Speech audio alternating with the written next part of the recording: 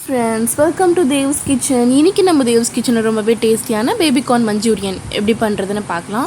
So baby corn Manchurian பண்ணுறதுக்கு நான் 2 cup பேபிகார்னை நல்லா வேக வச்சு எடுத்து வச்சுருக்கேன். ஒரு பேபிகார்னை 3 டிவைட் பண்ணி தண்ணி கொதிக்கட்டும்னு போட்டு ஒரு 15 மினிட்ஸ் நல்லா வேக வச்சு தண்ணி வடித்து எடுத்து வச்சுருக்கேன். இப்போ ஒரு பாத்திரத்தில் பேபிகார்னை பொரிக்கிறதுக்காக மாவு ரெடி பண்ணிடலாம். 1 கப் மைதா, 1 கப் கார்ன்ஃப்ளவர் மாவு, 1/4 கப் போல் அரிசி மாவை ஆட் பண்ணியிருக்கேன். இப்போ இது கூடவே காரத்துக்காக 2 tablespoon red chilli powder, 1 tablespoon garam masala, கொஞ்சமாக உப்பு போட்டு நல்லா மிக்ஸ் பண்ணிக்கோங்க. கரெக்டாக எனக்கு இதில் 1.5 கப் தண்ணி தேவைப்பட்டது மாவு நல்லா கலக்கிறதுக்கு. நான் 1.5 கப் தண்ணியுமே கொஞ்சம் கொஞ்சமாக ஆட் பண்ணி நல்லா மிக்ஸ் பண்ணியிருக்கேன். நீங்கள் இதுக்கு விஸ்க் யூஸ் பண்ணி மிக்ஸ் பண்ணிக்கிட்டிங்கன்னா ரொம்பவே ஸ்மூத்தாக இருக்கும் மாவு, அங்கங்கே கட்டி கட்டியாக நிற்காது.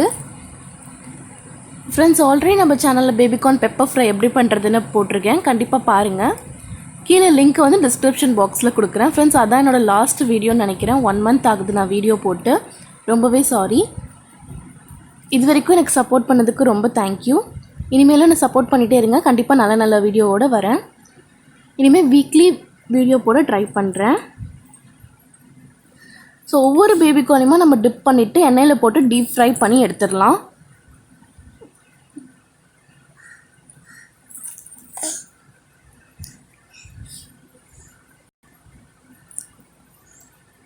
இப்போ எல்லா பேபிகார்னுமே நல்லா கிறிஸ்பியாகி வந்திருக்கு. நல்லா கிறிஸ்பியாக இருக்குது பாருங்கள்.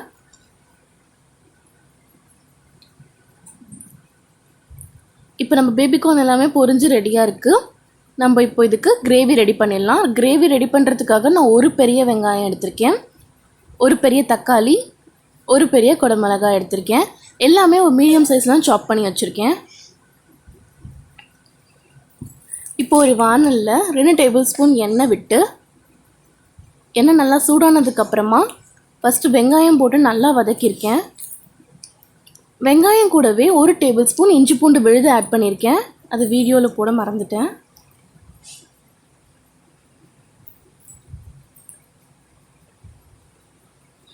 இது கூடவே குடமிளகாவையும் தக்காளியும் போட்டு நல்லா வதக்கிக்கலாம்.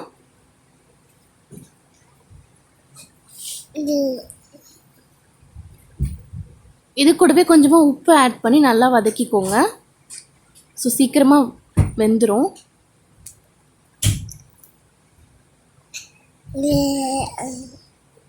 இப்போ இது கூடவே 2 tablespoon red chilli powder add பண்ணிக்கோங்க.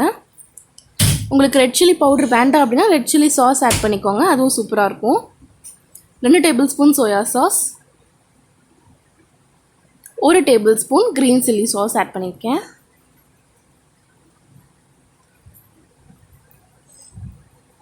இப்போது 1 டேபிள் ஸ்பூன் கார்ன்ஃப்ளவர் மாவை 1/2 கப் தண்ணி விட்டு நல்லா கலந்துட்டு இது கூட ஆட் பண்ணிக்கோங்க. கார்ன்ஃப்ளவர் மாவு ஆட் பண்ணுறதுனால நல்லா கிரேவி மாதிரி வரும். கிரேவி கன்சிஸ்டன்சிக்கு நல்லா திக்காக வரும்.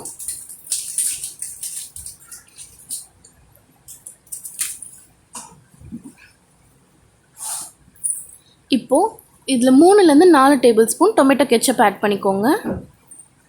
உங்களுக்கு காரம் அதிகமாக வேணும்னா 3 டேபிள் ஸ்பூன் போதும். புளிப்பு டேஸ்ட்டு பிடிக்கும் அப்படின்னா 4 டேபிள் ஸ்பூன் ஆட் பண்ணிக்கோங்க. நான் கரெக்டாக 4 டேபிள் ஸ்பூன் ஆட் பண்ணியிருக்கேன். இப்போ இதில் 1 கப் தண்ணி விட்டு நல்லா மிக்ஸ் பண்ணிக்கோங்க. ஸ்டவ்வை நல்லா சிம் பண்ணிவிட்டு ஒரு 2 மினிட்ஸ்க்கு நல்லா கலந்து மிக்ஸ் பண்ணிக்கோங்க.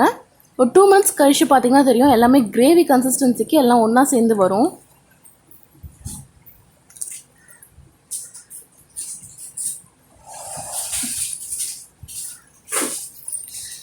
இப்போ ஒரு 2 மினிட்ஸ் கழிச்சு பார்த்திங்கன்னா நல்லா கொதிச்சிருக்கு.